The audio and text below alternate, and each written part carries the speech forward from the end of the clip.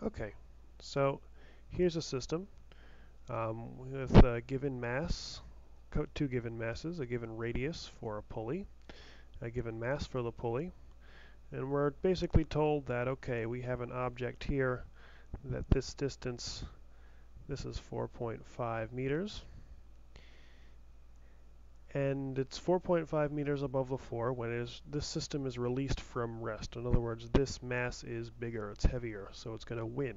It's going to pull this mass up and the big mass down. And the pulley axis is frictionless, but the pulley does have some weight to it, so it has a moment of inertia. It's going to resist movement somewhat. And we're just going to find out, the time interval required for M1 to hit the floor. And, what we're basically looking for is we're going to be looking for an acceleration. Because from that we can do some regular kinematics, and after that point it kind of becomes pretty simple, at least at this level of physics. So what I'm going to do is I'm going to consider the mass of interest here, M1. That is the guy we're interested in him falling to see how fast he goes, right? So we have a little free body kind of layout here. We know that this thing is going to have its own weight pulling it down. And kind of resisting that weight, well, it's going to be some combination of the resistance that this wheel puts up to any kind of motion, any kind of turning, and that's due to its moment of inertia, and also the weight of this smaller mass. So I don't know exactly what that expression is going to look like just yet, so I'm going to kind of arbitrarily call it tension. The tension in this rope is what is resisting this guy's fall to the ground. Specifically T1, because one of the common fallacies that I think people make in these sorts of problems, I certainly make it quite a lot if I'm being careless, if I'm tired or something, we kind of try to say, okay, well, these tensions are the same.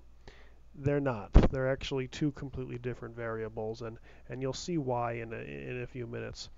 Anyway, these things together will sum up to the net force. Kind of running out of room there. But anyway, over here in blue, I'm going to write an equation.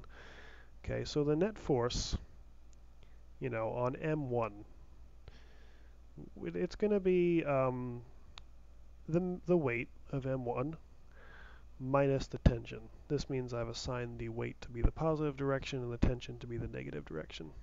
So that's fine.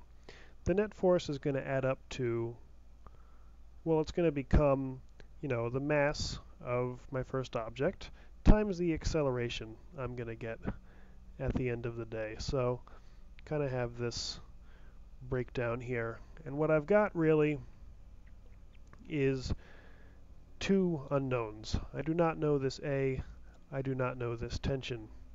So maybe I can go to my second mass. Maybe I can look at this guy, and maybe I'll be able to get an equation out of him. So we can draw another free body diagram and see that, well, this guy, he wants to fall to the ground because of that force, M2G, but he's going to be pulled up because of the tension in this rope. And again, like I said before, that's a different tension than the one in here. In fact, I'd say it's actually a little bit greater. You can kind of think of this rope as the rope on the right kind of being pulled. On the one hand, it's being pulled over the wheel, and on the other hand, it has the weight of this mass pulling down on it. So I would say it's actually got a little bit more tension than the one on the left, because the one on the left kind of has the rope running. I don't know. It's kind of like it's running over this wheel, kind of trying to catch up with the mass that is actually falling here, which is going to relieve some of the tension that you think would be on that side. But anyway, that's just kind of a simple sort of way of looking at it, why those tensions would be different. Alright, anyway, these things, as expected, they will add up to some net force expression, and I'm going to go ahead and write that net force expression. So the net force on mass 2. Like I said, we're going to have m2g, its weight, and this expression tension 2. Now the direction of these is important. What I'm going to need to do is I'm going to need to put a negative sign in front of the weight and a positive sign in front of the tension 2. And you might be saying, well, why are you putting, don't you have to be consistent? Over here I said that the downward direction was positive, and over here I'm saying that the downward direction is negative. I have to think about the fact that I have to be consistent in my directions in the sense that everybody is traveling over this wheel. What's really going to govern this system is the motion of this wheel, actually the angular acceleration. That's where the kind of biggest clue to solving this problem is going to come from. I have to kind of think of this as in a torque sense. I have to talk about torque in a few minutes. And the convention is that torque will pull this wheel counterclockwise at the end of the day. The convention is that counterclockwise is positive, clockwise would be negative. So you can see that the direction that mass 1 wants to go will pull the wheel in the counterclockwise direction, therefore the positive direction. And if this little mass could have his way, he would be pulling him in the opposite direction, the negative direction. So that's the convention that I've followed here. And that's why it's very important that we assign these numbers here. Anyway, m2g, m2a rather, the acceleration he's going to get at the end of the day is going to be negative m2g plus t2. Another note about the signs, this is positive, as is this, because this acceleration is the one that wins. Both of these accelerations have to be listed as going in the same direction. All right. Now, of course, these are the same variable, a and a. These objects are connected. They can't be having a different acceleration. And in the olden days, when we first started doing physics, these tensions would have been the same. But not so, not this time. So what we've got here is 2 equations and 3 unknowns. So we'll need to come up with another equation, and like I said, we will look at torque. So what goes on with torque, right? Overall, this wheel here is going to have an angular acceleration. And we have this expression here. We don't talk about the net force in a circular sense, we talk about the net torque. And it's going to be equal to I times alpha, I being the moment of inertia of this wheel. I guess I should be consistent. I guess I should put I alpha on this side, kind of like I was laying it out over here. And well, what are the tensions that are, what are the torques that are working here? Well, for one thing, we have the tension 1 torque going, kind of wanting to pull us in the positive angular direction. And then we have the tension 2. Again, minor note, tension is kind of bidirectional. It goes both ways on a rope. You can think of it that way. So we have tension 1 positive, tension 2 that kind of wants to pull us in the negative clockwise direction. And because we are at 90 degrees to the radius of this wheel, I can kind of simplify and just say that an individual torque is just going to be force times radius, Fr. Or in this case, my expression says that I alpha, in other words, the overall positive torque is going to come from tension 1 times the radius times the sine of theta between them, which of course is 90 because the sine of 90 is 1. So I'm going to leave it out, minus the opposing tension that wants to pull us clockwise, T2R. Perhaps better stated, I alpha is going to be equal to T1 minus T2 times R. And one more simplification that we can make that'll actually start to make this look a little bit solvable. Instead of alpha, what I'm going to write is A over R. Sometimes you'd see this written as AT, the tangential acceleration. In other words, the acceleration of a little link of this rope or cord which of course is attached to these masses. When I say tangential acceleration, I am saying the linear acceleration. In fact, this acceleration I was talking about earlier. These are all the same variable. So when I write it that way, we've got t1 minus t2 times r. Even another simplification I can make. This is approximated as a disk, which you can look up in your kind of moment of inertia table.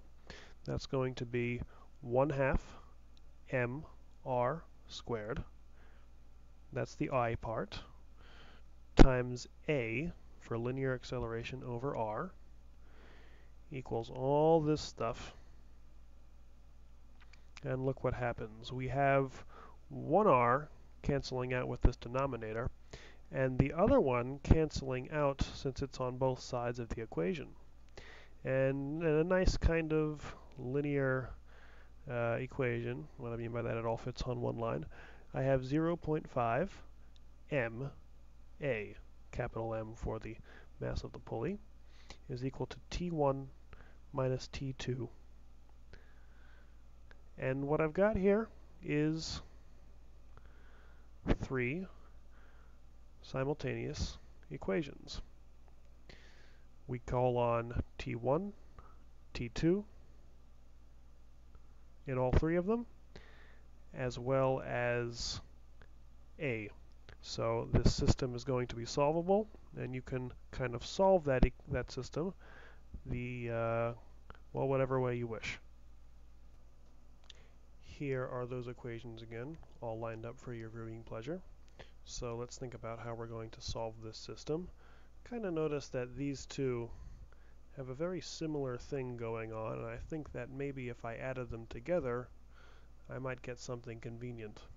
If I took the m1a here equals m1g minus t1 and lined it up with the m2a equals negative m2g plus t2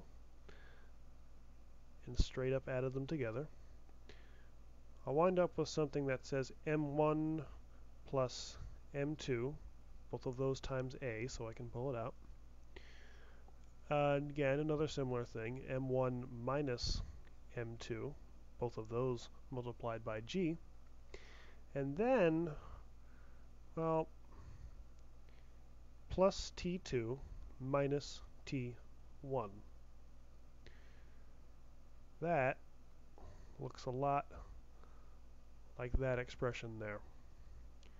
So let me see something here. If I isolate that expression in green there, I'll have m1 plus m2a minus m1 minus m2g is equal to t2 minus t1. Now this expression does not say t2 minus t1, it says t1 minus t2, but if I just multiply both sides of this equation by -1, certainly something I'm allowed to do, we will get t1 minus t2 is equal to this whole thing, but with the sign switched. Just like that. So I can take this and sort of stick it up there. Now 0.5 ma is equal to this whole mess. And you know what? At this point, I'm just going to start copy-pasting things. Alright, cool. And then what do we got here? We were interested in A, right? So here we go. 0.5a plus m1 plus m2 a will be equal to m1 minus m2 g. going to factor out an a. I am going to skip a couple of steps. Hopefully this doesn't bother anybody. I factored an a out of this, and I'm going to divide both sides by what's left after I do that. 0.5 m plus m1 plus m2. And with this, we should be good to substitute some numbers. I'll not bother showing that. That substitution yields an acceleration of 3.57 meters per second squared. Tangential linear acceleration shared by everything attached to this rope, including the rope itself. Okay, what part A was asking for? If we have another look here. Part A was asking for the time interval required for the mass to hit the floor. Well, we know the acceleration of the mass, so here we go. We will just take, we can just take delta x is equal to v0t plus a half at squared. And we can get, we know we were given this distance as 4.5 meters. V0, we were told that it was starting from rest, so that's going to cross out. 4.5 equals a half, 3.57, and t squared. Therefore, t will be the square root of 2 times 4.5 divided by 3.57, or, give me a moment here,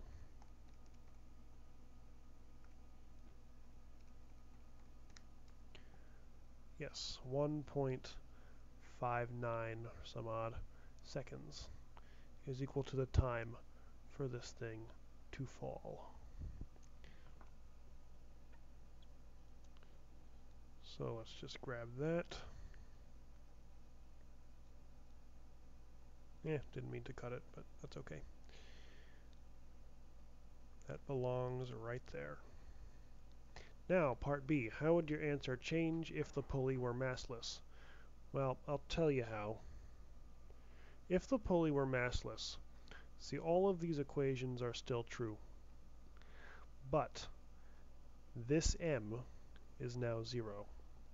And we now have 0 is equal to t1 minus t2, which again creates this situation where t1 is equal to t2. They are the same variable, and there's no point distinguishing between them. So now, instead of t1, I just write a big fat T, and instead of t2, I write a big fat T. Now there's only two equations worth solving. So we can do that really quickly. I'm going to go ahead and grab them. I'm going to make myself a little bit of room. Come this far, right?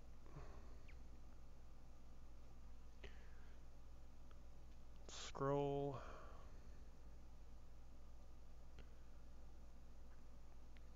And paste. This is a much simpler system of equations. Oh, I don't know, I guess this one I'll just solve by straight up substitution. Why not? Actually, no, that's stupid. It's much quicker to add them together. So m1a equals m1g minus big fat T. m2a equals negative m2g plus big fat T. Added together wipes them out because those are the same variable. Now m1 plus m2 times a, again, distribution, check it for yourself, equals m1 minus m2g. So if I'm interested in a, it's going to become m1 minus m2g divided by m1 plus m2. That substitution yields just about 3.80 meters per second squared. And what did we get before? We got 3.57, just about 3.6. Not too much of a difference. So with that difference in hand, again, our new time by this breakdown again, delta x equals v0t plus 1/2 at squared. We again have 4.5 meters. We again have no v0. 1/2 3.8 t squared. So that t can be the square root of 2. 4.5 divided by 3.8 now, which yields the very slightly different answer of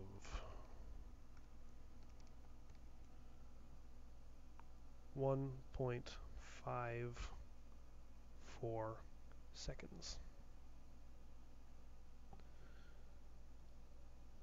That goes right up here.